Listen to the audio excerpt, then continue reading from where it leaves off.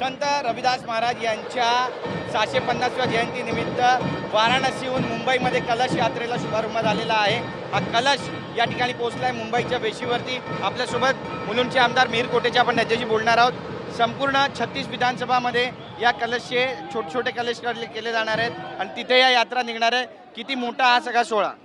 हे बघा, संत शिरोमणी श्री गुरु रविदास महाराजींची 650वी जयंती आपण साजरा करतोय आणि मुंबईचा प्रवेशद्वार म्हणजे मुलुंडची पावन नगरीला या पवित्र कलशाचं आगमन झालेलं आहे आणि मोठ्या संख्येमध्ये आपण याचं स्वागत करतोय आणि येणाऱ्या दिवसात याच कलशाचे 36 छोटे कलश होतील आणि प्रत्येक विधानसभेत यात्रा प्रत्येक कोणाकोपऱ्यापर्यंत मुंबईचा घेऊन हे कलश यात्रा पोहोचणार आहे। बरं, या यात्रेचा उद्देश काय आहे नेमका?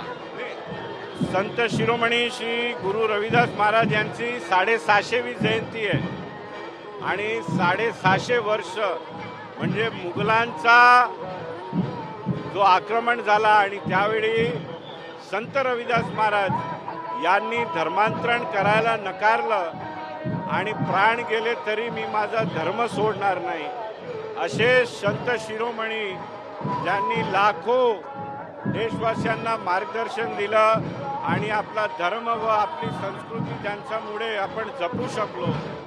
आज त्यांचा 650व्या वर्षाची जयंती आणि ते आपण साजरा करतो। नक्कीच मोठा उत्साह पाहायला मिळतोय कार्यकर्त्यांमध्ये। असाच उत्साह पुढे पण दिसेल? निश्चितच दिसेल। हे आगमन आहे, याचं आम्ही भव्य दिव्य स्वागत केलेलं आहे आणि यापुढे प्रत्येक विधानसभामध्ये पण अशा जोराने हे पूर्ण कलश यात्रा पूर्ण मुंबईत काढण्यात येणार। धन्यवाद आमचे बातचीत केल्याबद्दल। कॅमेरा पर्सन योगेश गुरवसह गिरीश गायकवाड, TV9 मराठी, मुंबई।